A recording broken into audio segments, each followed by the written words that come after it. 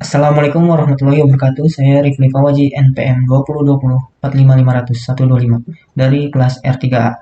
Saya akan mempresentasikan mengenai hasil karya Stupa 2 yang telah saya buat. Baik, berikut ini hasil karya yang telah saya buat, hasil karya Stupa 2. Saya akan memulainya dengan apa itu leisure park. Leisure sering disebut waktu senggang atau waktu luang. Leisure dilaksanakan bukan dalam pengertian waktu tidur atau waktu yang hampa. Dalam pengertian ini, leisure berarti kebebasan untuk melakukan apa saja yang kita mau secara relatif tanpa rasa keterpaksaan. Park berasal dari bahasa Inggris yang berarti taman. Taman dapat didefinisikan sebagai sebidang lahan terbuka dengan luasan tertentu di dalamnya. Ditanam pepohonan rerumputan yang dapat dikombinasikan dengan kreasi dari material lainnya. Umumnya digunakan untuk olahraga, bersantai, dan bermain. Dapat disimpulkan bahwa leisure park adalah tempat untuk melakukan apa saja ketika waktu senggang atau libur, yang meski konsep seperti taman dengan dipenuhi pepohonan, sehingga dapat bersantai dan merasakan kenyamanan. Leisure park sering diidentikan sebagai sarana liburan untuk keluarga, sehingga harus menyajikan fasilitas yang dapat dinikmati oleh seluruh anggota keluarga seperti orang tua, anak-anak, maupun lansia, sehingga dapat menghadirkan ruang yang nyaman dan untuk bersenang-senang. Untuk tujuan dibangun leisure park yaitu untuk menghadirkan tempat yang dapat memberi rasa kebebasan, kenyamanan, dan santai untuk keluarga. Yang kedua, mengedepankan konsep bangunan ekologis yang dapat mengakomodasi fungsi dengan baik dengan memperhatikan potensi lingkungan sekitarnya dalam membentuk citra bangunan. Yang ketiga, menciptakan suasana ruang yang tidak membosankan atau monoton, sehingga memberi kesan baik yang tidak terlupakan. Untuk permasalahannya, bagaimana merancang leisure park yang berkelanjutan? Yang kedua, bagaimana menghadirkan leisure park yang dapat memberi rasa nyaman dan berkesan. Yang ketiga, bagaimana memasukkan nuansa lokal ke dalam konsep perancangan. Nah, untuk persyaratannya yaitu memperhatikan kebutuhan dan fungsi bangunan. Yang kedua, memperhatikan prinsip arsitektur ekologi. Yang ketiga, mengenali budaya dan ciri khas bangunan lokal. Dan yang keempat, memperhatikan kenyamanan termal di dalam merancang sehingga merasa nyaman dengan keadaan temperatur lingkungannya. Nah, lanjut yang slide kedua yaitu studi presiden. Saya akan mengulas mengenai bangunan Four Seasons Resort di Sayan, Bali. Four Seasons Resort Sayan mencakup kebudayaan dan landscape Bali dengan cara terbaik, secara filosofis dan penuh perasaan. Surga di lereng bukit yang luhur di mana manusia dan alam bersatu dengan harmoni dan selaras. Four Seasons Resort didirikan tahun 98 di atas tanah seluas 7 hektar di tepi Sungai Ayung yang indah. Keindahan alam sekitar dan kenyamanan serta semangat Bali, Four Seasons menafsirkan unsur-unsur budaya Bali. Dari top of kolam lotus yang menantang gravitasi, properti mengalir turun bukit ke kolam renang, cantilever di atas sungai, melalui hutan yang mempesona. Villa Four Seasons Resort dikelilingi oleh vegetasi lokal, diantaranya yaitu pohon bambu, ada pohon kelapa. Material bangunan dan furniture umumnya menggunakan material yang sifatnya alami, seperti ini untuk dak atau kanopinya menggunakan kayu yang seratnya masih terekspos,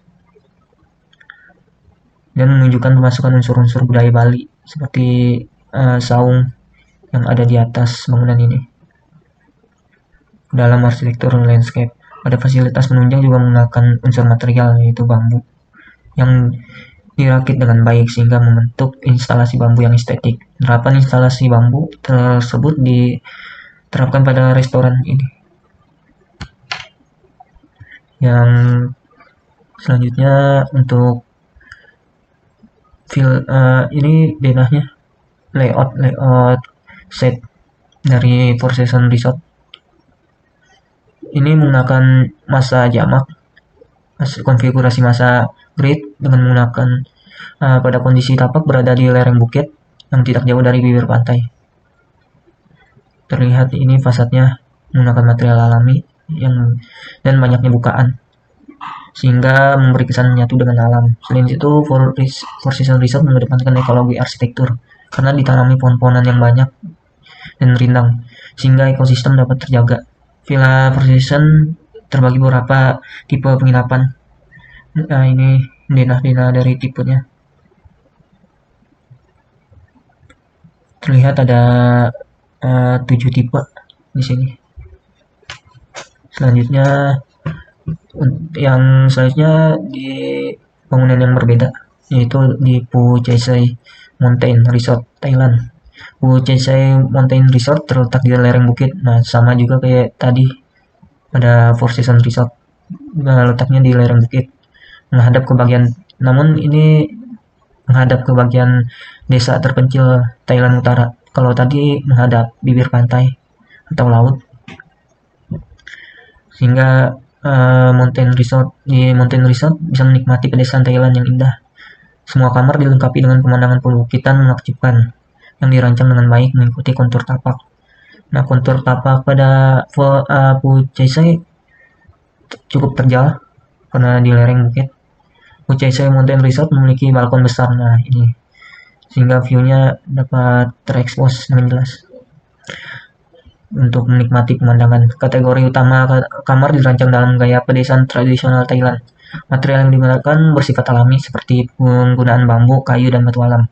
Villa ini menyediakan fasilitas menunjang seperti air conditioner, kamar mandi besar dengan shower terpisah, dan terdapat area untuk bersantai.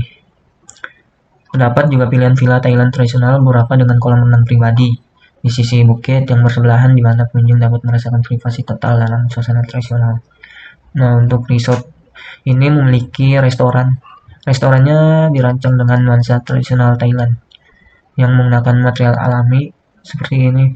Untuk kaki-kaki mejanya menggunakan seperti batu gitu. Lalu untuk alas mejanya menggunakan kayu yang serat alaminya masih terlihat. Lalu untuk struktur rangka atapnya menggunakan bambu dan nyaman bambu sebagai penutup atap.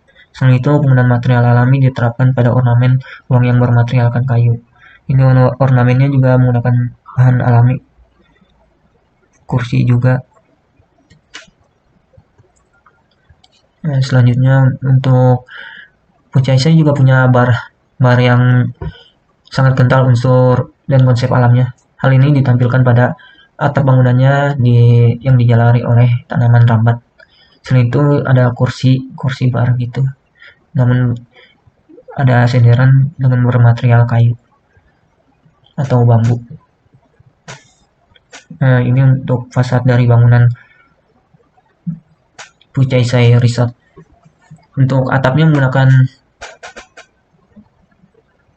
atap bangunan tradisional Thailand, yaitu pitch roof yang runcing ke atas. Namun pada Phu Chai Sai Mountain Resort tidak diruncingkan. Model atap seperti itu memang biasa diterapkan di daerah yang memiliki iklim tropis seperti di Indonesia. Untuk atap tersebut ada kaitannya dengan cuaca hujan yang tinggi di daerah tersebut. Nah, sehingga kalau atap seperti ini, atap lana, air hujan gampang turun dari atas genteng. Nah, Villa Phu Chai Sai Mountain memiliki konfigurasi massa linear dengan menggunakan massa jamak dengan pencapaian tidak langsung. Pada kontur tapak memiliki kontur yang terjal seperti yang tadi saya sebutkan. Sehingga untuk massa bangunan mengikuti kondisi tapak. Ini untuk tipologi bangunan-bangunan villa yang memiliki karakteristik sama. Untuk yang pertama ada Novus Giri yang lokasinya di puncak. Pada sisi aspek lokasi berada di lereng Gunung Pangrango dengan view alam pegunungan. Untuk aspek bentuk bangunan memiliki bentuk dasar persegi panjang dengan sedikit pengurangan bagian bangunan. Bisa disebut bangunan ini mengalami transformasi bentuk subtraktif. Untuk aspek bangunan ini memiliki sifat konfigurasi massa linear, tata massanya linear. Untuk aspek sirkulasi manusianya dalam pencapaian ke bangunan menggunakan pencapaian tidak langsung, jadi menyebar gitu, nggak langsung terpusat. Nah, yang kedua ada The Michael Resort, Jalan Curug Cikamea, Pamijahan, Bogor. Ini lokasinya berada di lereng Gunung Salak yang ditumbuhi pepohonan pinus. Untuk bentuk bangunan persegi panjang tanpa transformasi bentuk. Bangunan ini memiliki sifat konfigurasi massa klaster. Dalam pencapaian ke bangunan menggunakan pencapaian tidak langsung sama seperti yang di atas, menyebar. Yang ketiga, Putih Mountain Resort yang berada di Jalan Gunung Picung, Pamijahan, Bogor. Lokasinya ada sama di lereng Gunung Salak dengan view-nya pegunungan. Bangunan juga memiliki bentuk dasar persegi panjang tanpa transformasi bentuk. Bangunan memiliki massa konfigurasi terklaster, jadi kayak ngumpul gitu. Dalam pencapaian ke bangunan menggunakan pencapaian tidak langsung juga sama. Jadi kesimpulannya, dari sisi aspek lokasi, sebagian besar keberadaan dari villa yang ada di lereng gunung dengan pemandangan alam serta menonjolkan unsur-unsur alam di lokasi sekitar kawasan sebagai daya dukung keberadaan villa, sehingga hal ini dapat memberi kesan alami mendalam bagi pengunjung karena keunikan dan kekhasan villa. Untuk dari aspek bentuk bangunan, bentuknya digunakan bentuk dasar persegi panjang. Pada aspek tata massa, menggunakan jumlah massa jamak. Konfigurasi massanya klaster, di mana hal ini disesuaikan keberadaan kontur serta view yang mendukung. Pada aspek sirkulasi, sebagian besar sirkulasi menggunakan pencapaian tidak langsung, dan konfigurasi alurnya secara campuran yang disesuaikan keberadaan dari pintu masuk utama serta keberadaan dari penginapan dengan sirkulasi tidak langsung dan berjabak. Ini untuk analisa tapak yang terpilih. Untuk lokasinya ada di Jalan Bukit Pelangi, Gunung Gelis, Kecamatan Sukaraja, Bogor, dengan luas area 201 meter persegi, 2000 meter persegi. Lokasinya berada di kawasan wisata Sentul dan diapit juga dengan kawasan wisata Puncak. Lokasi tapak cukup strategis karena ada 2 minimarket. Ini di depan sini ada minimarket Alfamart dan di sebelah sini Indomart. Karena banyak tempat wisata menarik yang lokasinya tidak jauh dari lokasi, maka lokasi ini cukup strategis untuk tempat berwisata atau berleisure park. Pada area tapak banyak ditumbuhi pohonan Dracaena sebagai pembatas tapak. Selain itu juga untuk menutupi tapak supaya tidak ada yang memakainya secara ilegal. Nah, lokasinya juga berada di perbukitan tidak jauh dari kaki Gunung Pangrango. Masih berada di kaki Gunung Pangrango. Ini lokasi Alfamartnya.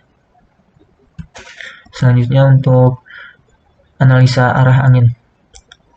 Angin merupakan salah satu potensi yang baik untuk memberikan kenyamanan termal dalam tapak. Bogor adalah daerah dengan iklim tropis basah, sehingga rata-rata kecepatan angin cukup tinggi. Oleh karena itu, bangunan didesain agar dapat memaksimalkan potensi angin. Nah, anginnya bergerak dari arah timur laut atau dari atas bukit. Ini atas bukit, lalu turun ke bawah bukit menuju barat daya. Pada analisa matahari, pengaruh terbesar matahari memiliki pengaruh besar untuk memenuhi kenyamanan pengguna,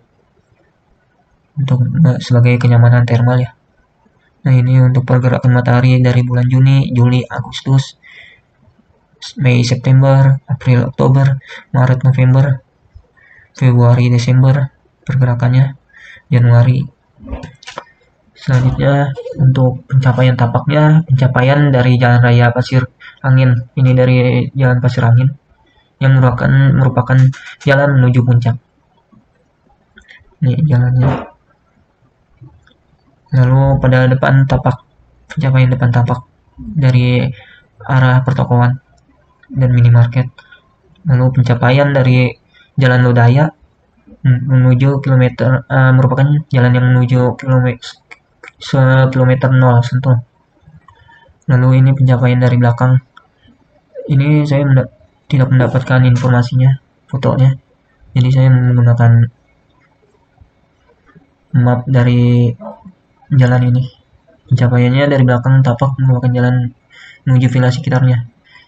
Sebenarnya aksesnya dari sini ada jalan untuk menuju villa-villa sekitar tapak ini. Rencananya sih di tapak ini nggak akan dibikin pintu akses masuk pada bagian sini. Jadi akses masuk di sini. Pada analisa kebisingan, pada sisi utara tapak memiliki tingkat kebisingan yang rendah karena bukan jalan umum dan hanya ada beberapa bangunan villa. Nah, ini untuk pada bagian baratnya memiliki tingkat kebisingan sangat rendah karena hanya ada kebun kosong sebelah sini. Ini untuk sisi tenggara tapak memiliki tingkat kebisingan paling tinggi ketika siang hari karena ada bengkel. Jadi di sini tuh ada bengkel. Kalau siang hari cukup bising, kalau malam mungkin tutup, jadi nggak ada kegiatan. Pada sisi selatan tapak memiliki tingkat cukup bising karena selain ada jalan juga terdapat kios dan minimarket. Kadang ada kegiatan di sini, entah anak muda yang nongkrong, jadi cukup mengganggu sih.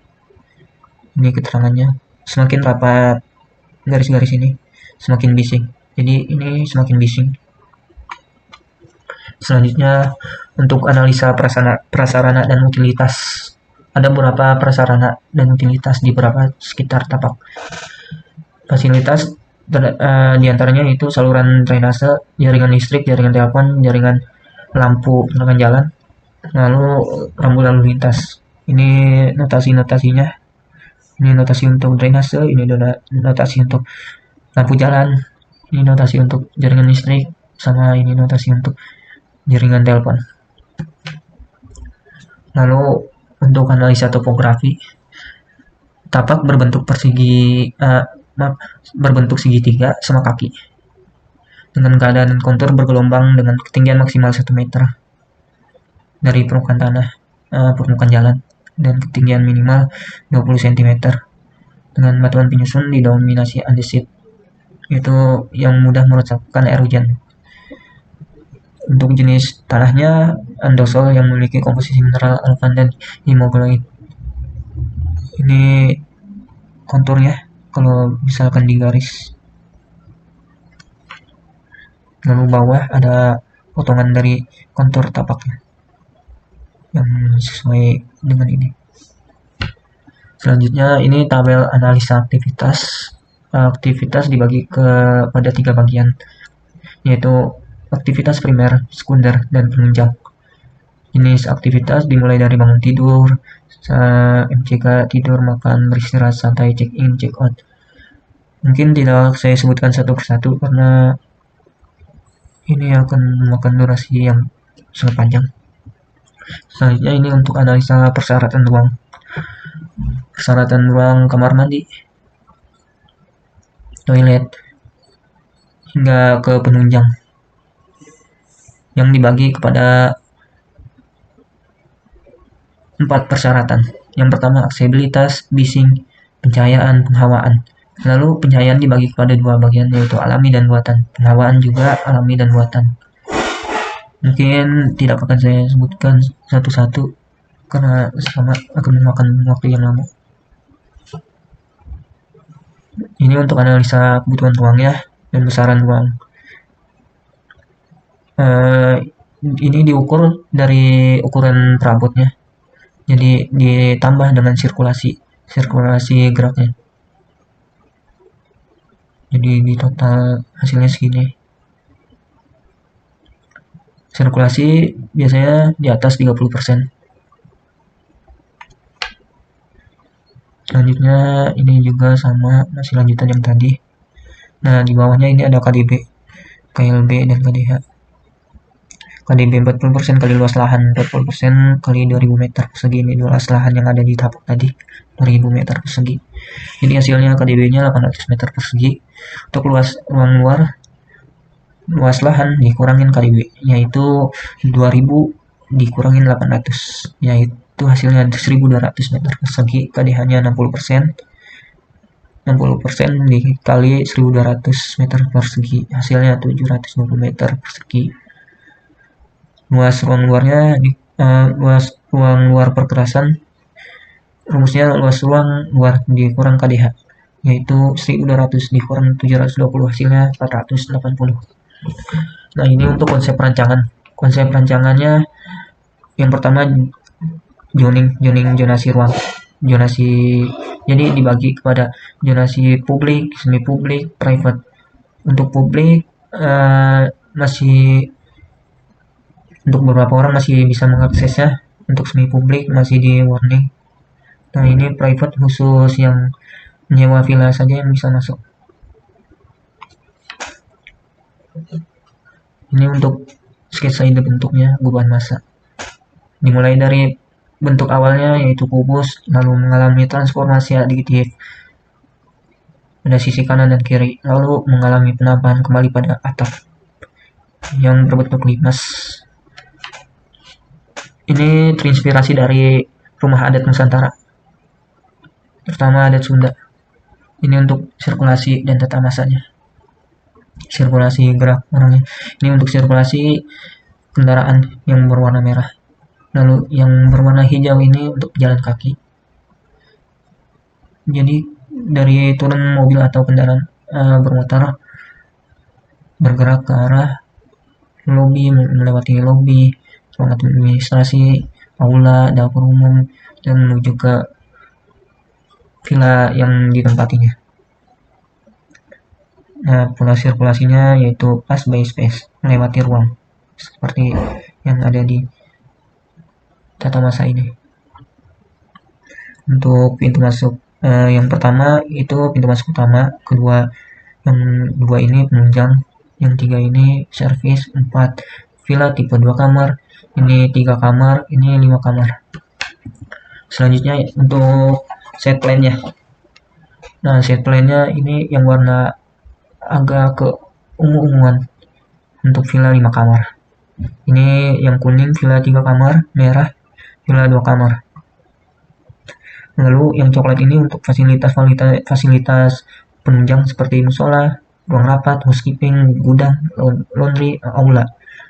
Nah, ini untuk kuning kayak warna kuning mustard gitu, yaitu fasilitas dapur umum, ruang pengelola, lobby. Nah, yang hijau ini udah pasti taman. Lalu ini yang biru ini kolam renang. Nah, yang juga diwarnai ini jalanan dan parkiran. Lalu ada satu warna ungu, agak keunguan, yaitu pos satpam. Site plan ini menggunakan skala 1:300. Ini untuk potongan site plan ya, dengan skala sama 1:300.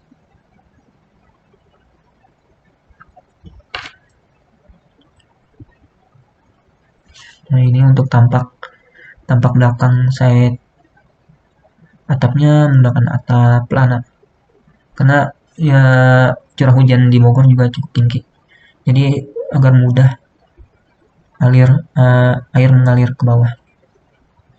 Ini yang tadi bentuk masa yang tadi, seperti yang tadi. Ini untuk pintu gerbangnya.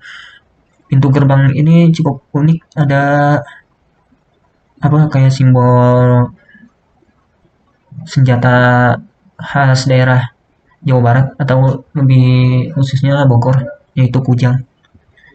Ini untuk identitas villanya dan memasukkan budaya-budaya lokal pada unsur arsitektur. Nah, ini untuk tampak samping kiri side dan samping kanan side.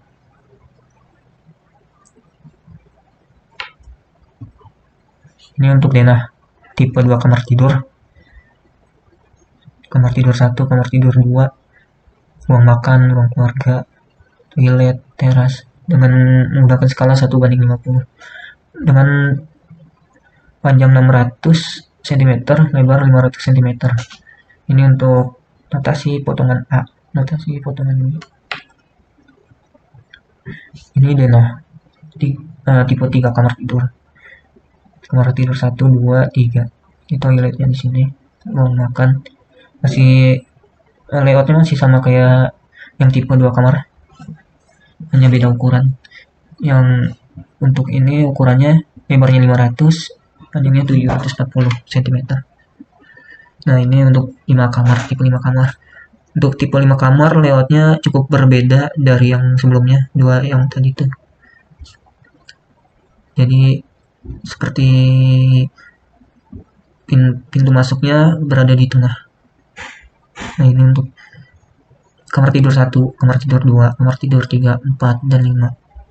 Ini ruang keluarga, ruang makan juga cukup lebar, dan penambahan kursi-kursi karena mengikuti kapasitas ruangnya.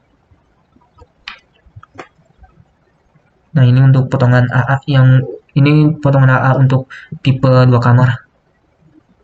Sama ini potongan BB-nya untuk tipe 2 kamar. Ini terlihat rangka atapnya. Ada kuda-kuda. Nah, ini untuk kamar tidurnya. Kamar tidurnya cukup lumayan luas. 2,5 meter. Lalu ini untuk tampak depannya. Tampak depan. Ini materialnya yaitu kayak ijuk gitu. Material penutup atapnya ijuk. Kalau ini genting tanah liat. Ini untuk detail arsitekturalnya. Selanjutnya ini untuk tampak belakangnya. Tampak belakang sama, cuman beda di penempatan jendela. Tampak samping kanan. Samping kanan hanya ada sirkulasi udara, kayak lubang angin gitu. Ini untuk pencahayaan alami di ruang kamar mandi. Nah, ini untuk tampak samping kiri. Tampak samping kiri hanya ada lubang angin. Ini posisinya posisi kamar, jadi di belakang tempat tidur. Hanya ada lubang angin.